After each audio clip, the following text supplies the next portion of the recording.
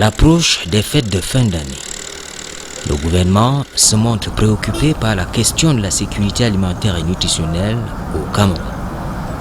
Il faut en tout cas s'assurer que les Camerounais mangent à leur faim sur toute l'étendue du territoire. Pour être objectif, le ministère de l'Agriculture et du Développement rural a commandé une étude de terrain dont les résultats ont été présentés à Yaoundé. En langage plus technique, cela s'appelle Cadre harmonisé d'identification des zones à risque et des populations en insécurité alimentaire et nutritionnelle. Une démarche scientifique accompagnée par les partenaires au développement. Le cadre harmonisé est un outil d'analyse et de diagnostic de la situation de la sécurité alimentaire et nutritionnelle dans un pays et a pour objectif fondamental de cibler sans complaisance les populations les plus vulnérables et proposer les réponses les mieux appropriées. Cet outil permet 2 fois par an de procéder à l'identification des zones à risque et des populations en insécurité alimentaire et nutritionnelle dans notre pays. Au départ de l'enquête, une équipe multidisciplinaire s'est constituée pour la collecte et le traitement des données sur le terrain. Nous avons mobilisé 72 participants. Et parmi les 72 partenaires, 30 sont venus des régions, 30 sont venus des services centraux, 12 organisations des Nations Unies ont été impliquées et les facilitateurs étaient les experts du CIRS, de la FAO et puis du programme. Comme méthodologie, nous avons procédé en 4 niveaux. Nous avons d'abord commencé à former les formateurs au niveau central.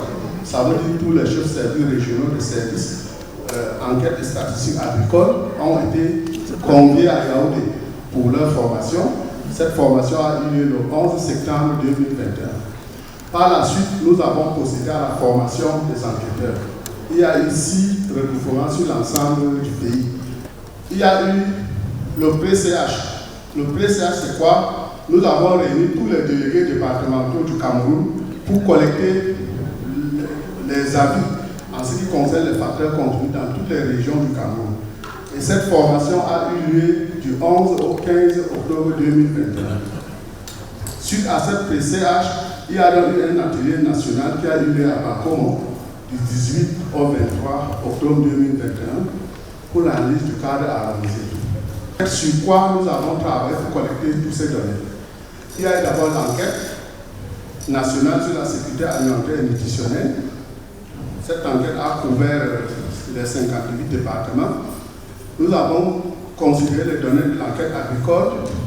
Nous avons pris des données concernant les déplacements des populations, les déplacés intérieurs que nous appelons MIRAP.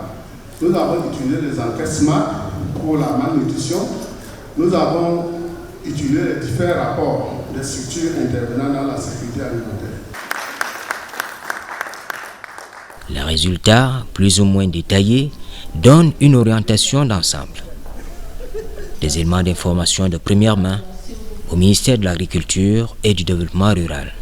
Nous pouvons affirmer qu'au Cameroun, en dépit de la contre-performance mondiale et sous-régionale en matière de sécurité alimentaire, la population sous-alimentée, c'est-à-dire celle ne disposant pas d'assez de nourriture, est passée de 15% en 2017 à 9% au courant de la période sous revue, soit une baisse d'environ 1,4 million de personnes.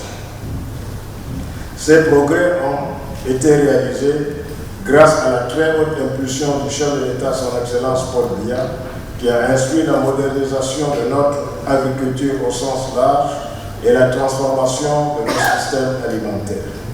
Les résultats obtenus grâce au dynamisme des différents programmes agro-pastoraux et initiatives mises en œuvre avec l'appui de nos partenaires techniques et financiers sont encourageants, bien que des efforts importants restent encore à déployer.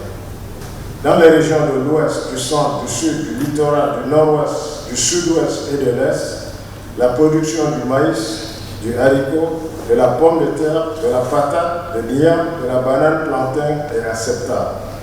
La situation alimentaire des populations dans notre pays est globalement acceptable car 85,2% des ménages ont une consommation alimentaire acceptable, tandis que 14,8% des ménages ont une consommation alimentaire limite, c'est-à-dire pauvre, avec un début de mise en œuvre de stratégies de suivi négatif.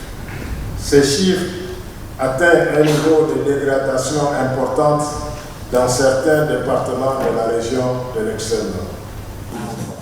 Les zones en situation de conflit sont les plus exposées, du fait de l'extrémisme violent ou des variations de la nature. Les résultats de l'étude commandée affichent des projections qui sont bonnes pour les mois à venir. Au cours de la période courante, c'est-à-dire d'octobre à décembre 2021, la situation alimentaire est bonne dans 22 départements et relativement acceptable dans 24 départements. Par contre, on note une dégradation dans 12 départements qui sont en phase de crise, soit 3 dans la région de l'Extrême-Nord, 5 dans la région du Nord-Ouest et 4 dans la région du Sud-Ouest. Dans ces départements en crise, les populations sont particulièrement affectées par les crises sociopolitiques ou la pauvreté. Nous pouvons relever 150 000 personnes en phase d'urgence. Mais aucun département ne se trouve en phase de famine au Cameroun. Au cours de la période projetée, c'est-à-dire de juin à août 2022, il est attendu que la situation alimentaire et nutritionnelle reste satisfaisante dans 29 départements. 18 départements resteront sous pression avec une situation alimentaire acceptable. En effet, toutes les régions de la zone méridionale seront en période de récolte, d'où la possibilité de disposer de stocks alimentaires au niveau des ménages. Cette période correspondra à la phase de soudure dans les régions septentrionales. Par ailleurs, 11 départements vont rester en phase de crise si la situation sécuritaire ne permet pas aux populations de reprendre leur activité agro-pastorale. Aucun département ne se retrouvera en situation d'urgence ou de famine entre juin et août. La situation alimentaire et nutritionnelle au Cameroun appelle, dans le contexte de la Covid-19, une veille permanente.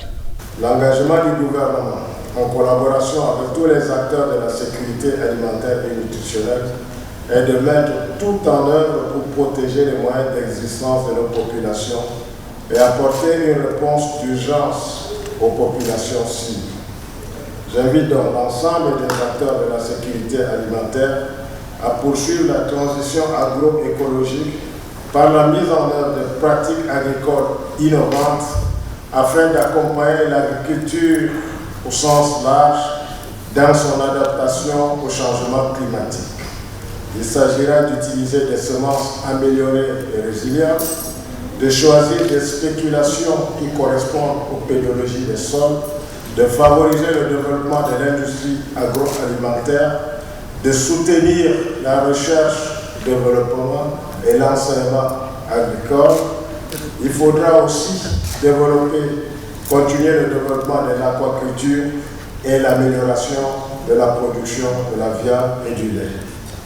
Il ne fait aucun doute qu'aujourd'hui, l'agriculture et l'alimentation sont les piliers majeurs du développement des chaînes de valeur agricoles et par conséquent les bases de notre prochaine stratégie du développement du secteur rural. La prochaine étape pour le gouvernement à travers le MINADER et le MINEPIA et les partenaires techniques et financiers sera de mobiliser des ressources pour apporter des réponses adéquates dans les zones à risque et aux populations en insécurité alimentaire et nutritionnelle. Au bout de la chaîne, il faut constituer des stocks alimentaires d'appoint pour les populations des 12 départements en situation d'insécurité alimentaire aiguë, mettre en œuvre des actions de soutien au relèvement des groupes vulnérables, mettre en surface des interventions visant à améliorer la résilience des populations sous pression, en apportant un support à la production végétale et animale. Il faut en tout cas renforcer les moyens de subsistance des populations, prévoir aussi un dispositif de prévention et de gestion des crises alimentaires.